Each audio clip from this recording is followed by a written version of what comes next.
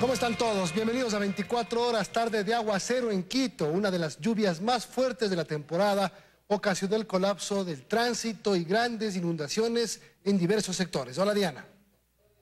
¿Qué tal, Milton, amigos? Buenas noches. Así es, el trabajo de los equipos de rescate fue intenso. Muchos vehículos quedaron sumergidos en el agua que anegó varios pasos deprimidos. Aquí las imágenes del aguacero de hoy.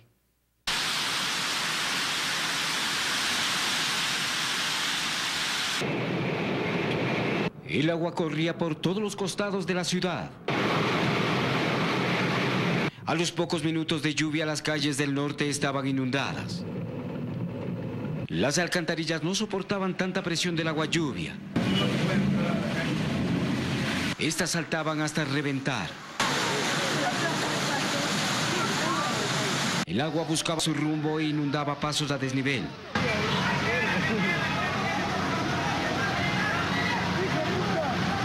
Los subsuelos de los edificios.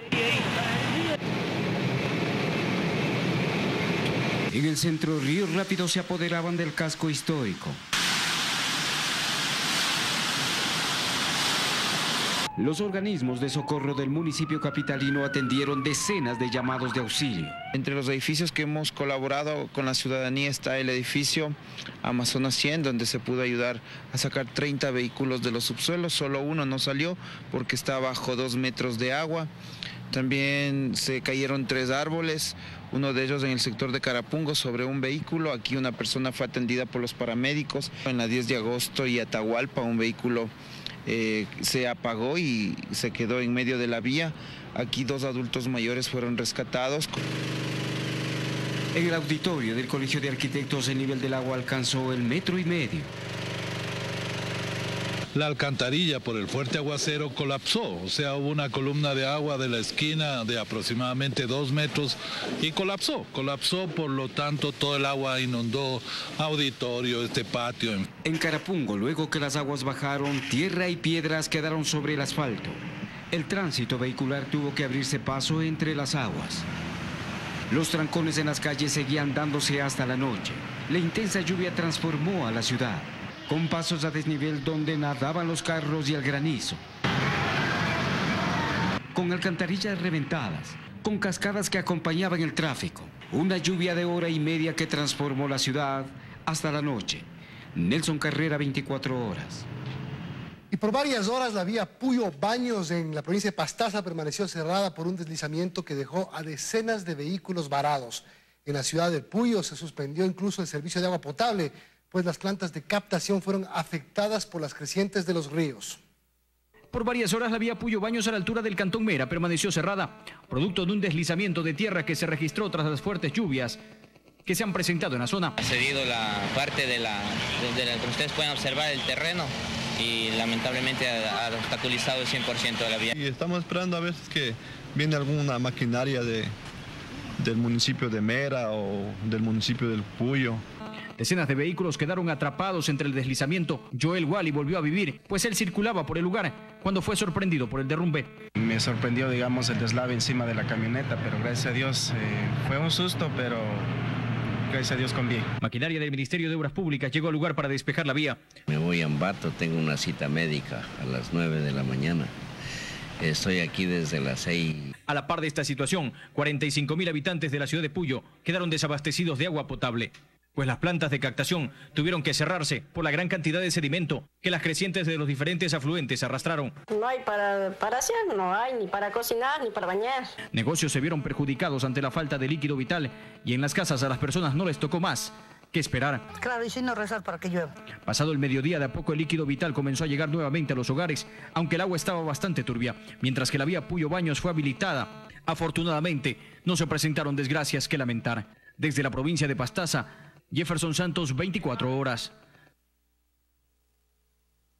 El pago de $1 millón de la empresa Odebrecht al exministro de Electricidad, Alexei Mosquera, es un hecho según las investigaciones de la Fiscalía. Pero aún está por confirmarse el motivo de ese pago, pues los tiempos de adjudicación de Toachi Pilatón y el pago no coinciden. La Fiscalía logró comprobar con asistencia penal internacional del Principado de Andorra que existe un pago por $1 millón por parte de la empresa offshore creada por Odebrecht a una cuenta en Andorra de una empresa de propiedad del empresario ecuatoriano Marcelo Endara, quien habría fungido supuestamente de testaferro del exministro Mosquera y a quien después le entregaría $920,000. De las compañías Tokyo Trades y Tracy Trades.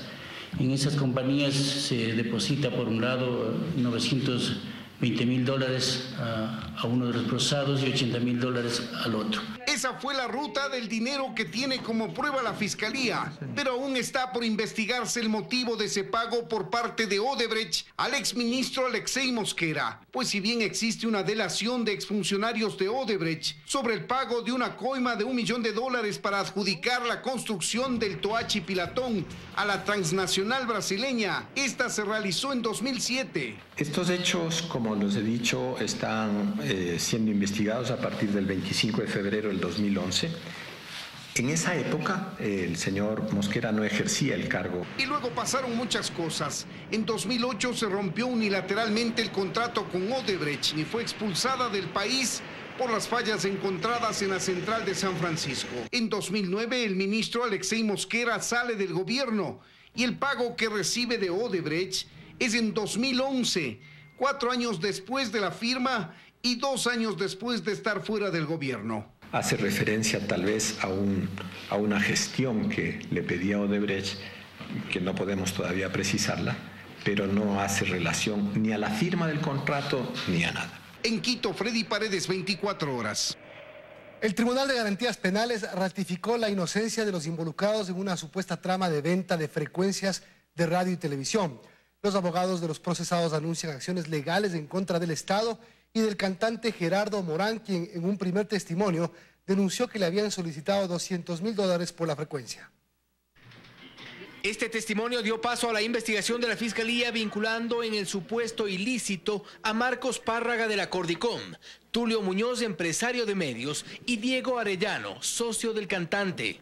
La Fiscalía intentó demostrar la comisión de varios delitos, entre ellos de un supuesto tráfico de influencias de los involucrados ante la aparente ingenuidad de Gerardo Morán. En esta audiencia, el empresario de medios Tulio Muñoz aseguró que el dinero de Morán era para la compra de equipos, pero llamó la atención de los abogados que los equipos solicitados ya venían calibrados para la frecuencia que Morán aspiraba a ganar. Estamos en concurso, ¿cómo le garantizamos? Esa es la interrogante. ¿Quién es el de la certeza? El de la certeza, el mismo señor Gerardo Morán con mis patrocinados, que fueron las víctimas. Estaban convencidos en que, en definitiva, con ese estudio técnico y con el contó que había un concurso. Entiendo que no. Lo cierto es que la fiscal Paola Córdoba se estrenó en este caso con la sorpresa de que Morán se había retractado de su testimonio inicial. Cambió la versión de los hechos. Córdoba dijo en audiencia que este cambio le dejó sin piso a la Fiscalía. Gerardo Morán se retractó, esto valió para este desenlace. La Fiscalía, y bajo esa fundamentación se retractó también Fiscalía. La fiscal entonces se abstuvo de acusar y sin acusación no hay juicio.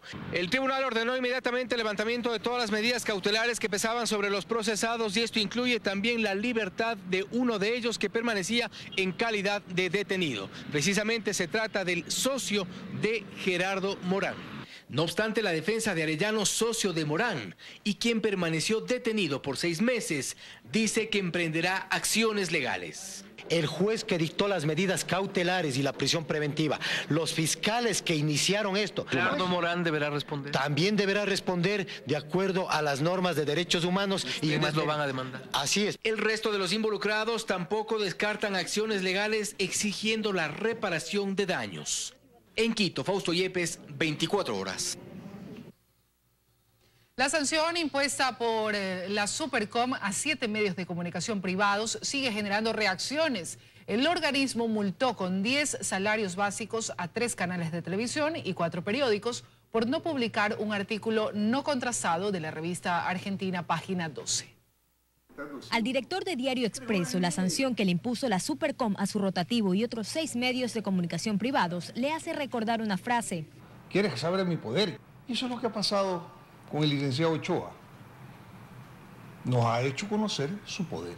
Esto de jurídico no tiene nada, pues. Martínez confiesa ya no tener en mente cuántas veces ha sido sancionado el grupo y señala que el fallo que sustenta la Superintendencia de la Información y Comunicación en 17 páginas le deja la duda de quiénes son los verdaderos demandantes. ¿Cuántos miembros tiene este observatorio? ¿Tiene personería jurídica? Asegura que no se trata de censura previa, sino más bien de un mínimo de responsabilidad ante una nota que no había sido contrastada. Y en el caso particular de Gráficos Nacionales, Diario Expreso, nosotros no dijimos que no habíamos contrastado la información. No sabíamos de la existencia de la información. Para la ex candidata a la presidencia de la República y experta en derecho, Cintia Viteri, la nueva sentencia de la Supercom no debería sorprender. Es lo que ha hecho todo el tiempo desde que la ley de comunicación está en vigencia y desde que se crearon ambos organismos. Viteri además hace una recomendación al presidente electo Lenín Moreno. Sé que hay términos, sé que está la ley, pero también el presidente sabe que si sigue trabajando con los mismos actores con que trabajó el presidente Correa, no va a tener un cambio como el que ha anunciado respecto de ser conciliador y más tolerante y sobre todo equilibrado con los medios de comunicación del país. Joana Ramos, 24 horas. A un mes exactamente del cambio de mando, no se inicia el anunciado proceso de transición. El gobierno saliente tiene lista la información, según la secretaria de Planificación, Sandra Naranjo. Hay un decreto ejecutivo que norma este proceso. La información está lista, pero la anunciada transición del gobierno aún no inicia formalmente. Ni siquiera se conoce a los miembros que integrarán la comisión por parte del gobierno entrante. Solo se ha dicho que Eduardo Mangas, ex asistente de Lenín Moreno en Ginebra, estaría al frente de este proceso. Estamos conversando con múltiples ciudadanos de valía. Se fijó una primera reunión de transición para el miércoles 12 de abril, pero por problemas de agenda se dijo quedó postergada sin una nueva fecha. Lo cierto es que del lado del gobierno saliente todo está listo. La comisión la encabeza Sandra Naranjo como secretaria de Planificación y la integran Luisa González, secretaria de la Administración Pública, y Cristian Castillo, secretario de la Presidencia. Y la información está lista para entregarle al nuevo gobierno, luego de un largo proceso de recolección interna de datos y metas, de planes y programas de todos los ministerios y del Ejecutivo, que se han recogido en 3 libros. El de gobierno, que contendrá información de política pública, presupuesto general del Estado, marco legal y constitucional y designaciones inmediatas. El segundo libro es el denominado sectorial. Contiene información al detalle de cada institución estatal, políticas internas, presupuesto, planilla de talento humano, entidades adscritas, principales logros y retos. Y el tercer libro es el de la presidencia, que básicamente recoge la gestión de despacho presidencial, gabinetes, manejo de agenda, residencia, gestión de condecoraciones y regalos, y aspectos de seguridad del Palacio, además de protocolos de funcionamiento del Museo de la Casa Presidencial. Desde este lunes 24 de abril restan 30 días para la transmisión de mando y aún no se produce la transferencia de información anunciada. ¿Acaso se esperará la proclamación oficial de resultados del CNE en la que se ratifique como presidente electo a Lenín Moreno para dar paso a la transición? Pues así reza el decreto 1300 que norma este proceso. En Quito, Freddy Paredes, 24 horas. Más noticias, amigos. Con la inauguración del año lectivo en el Guasmo Sur, el presidente Rafael Correa inició su agenda en Guayaquil. Luego se trasladó a Samanes, donde entregó más obras y anunció la expropiación de 164 hectáreas de terrenos de militares para culminar con el proyecto del Parque Samanes. Rafael Correa inauguró en la repotenciada unidad educativa Ciudad de Riobamba en el Guasmo Sur, en Guayaquil, el año lectivo 2017-2018 para la región Costa, periodo en el que, según dijo, ha habido un incremento del 4% en matrículas en establecimientos fiscales, en los que este 24 de abril, más de 2.669.000 estudiantes regresaron a clases. El evento también sirvió para presentar las 11 nuevas unidades educativas que con el acto fueron entregadas a la comunidad en las provincias de Manabí Manabí, Santo Domingo y Guayas, y cuyo costo representó más de 18 millones de dólares para el Estado. A los maestros, antes de finalizar la primera actividad de su agenda, Correa les hizo un pedido importante. Que sean políticos, que entendamos que una educación integral implica crear conciencia política. La agenda del mandatario continuó con otros recorridos e inauguración de más obras. Como el paso peatonal de la avenida Francisco de Orellana, que es parte de la infraestructura del Parque Samanes, y el Coliseo Polideportivo Abel Jiménez Parra, reconstruido para los deportistas de la Fe de Guayas.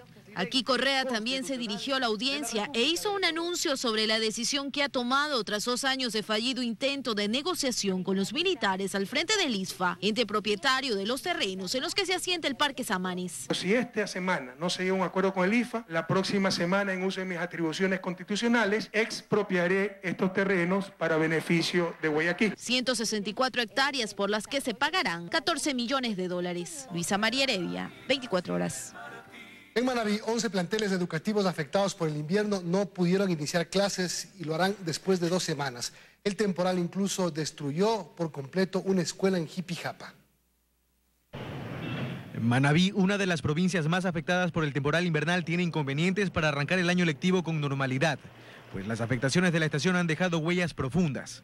Son 11 las instituciones que en esta provincia deberán esperar 2 semanas para iniciar clases. Paralelo a esto hay otras que cuentan su propia historia. La escuela primaria Francisca Vera Robles en Jipijapa, que hasta este fin de semana funcionó como albergue, ultima detalles para iniciar clases este miércoles. Con respecto a los damnificados, pues se hicieron las debidas gestiones para que ellos se lo alberguen en otra institución educativa. 107 personas que aquí permanecían albergadas tuvieron que ser desalojadas para no interferir con el desarrollo del calendario lectivo. Ahora se encuentran en las instalaciones de la que hace 2 años fuera una escuela particular. Para ellos el inicio de clases tiene una connotación diferente, pues no solo ha implicado mudarse del lugar que los acogía, sino emprender una carrera contra el tiempo, ya que el deslave ocurrido hace 15 días en la comuna Pisloy no solo acabó con sus hogares y sus cultivos, sino que también sepultó la única escuela del sector. En estas condiciones quedó la escuela unidocente Jaime Chávez Ramírez de la comunidad Pisloy Centro en Jipijapa, tras un deslave que literalmente la sepultó bajo toneladas de lodo.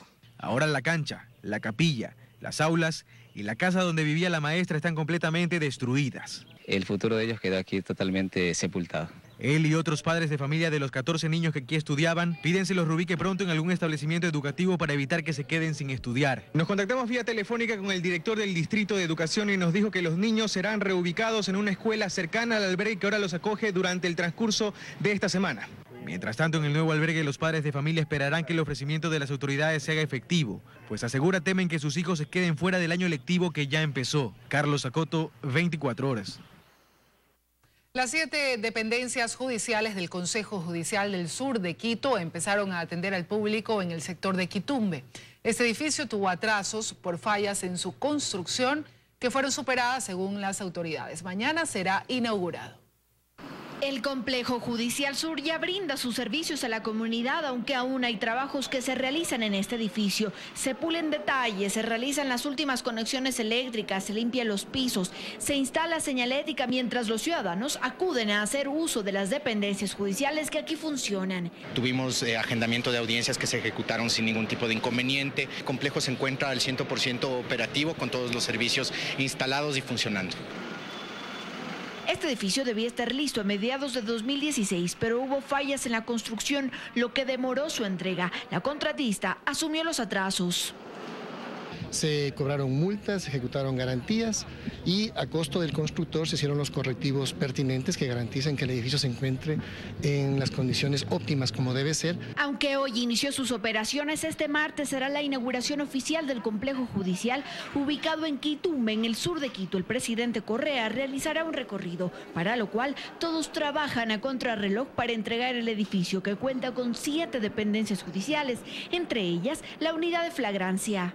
Entonces tenemos un centro judicial con servicio de flagrancia, pero también jueces multicompetentes, jueces civiles, jueces laborales, jueces de inquilinato, jueces de lucha contra la violencia intrafamiliar. Atendemos a más del 40% de la población del Distrito Metropolitano de Quito. Aquí trabajan 234 funcionarios, se han instalado 15 salas de audiencia, además de varias oficinas para jueces y fiscales.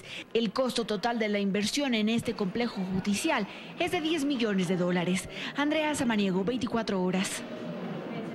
El asambleísta electo y exministro del Interior José Serrano informó en su cuenta de Twitter de la captura del presunto asesino del periodista Fausto Valdivieso. Serrano escribió: tenía un compromiso contra la impunidad y nuestra policía también. Ha sido capturado en Colombia el presunto asesino de Fausto Valdivieso. El tuit iba acompañado de la imagen de Juan Carlos Marín Londoño, procesado por la muerte de Valdivieso, que fue en la noche del 11 de abril de 2013.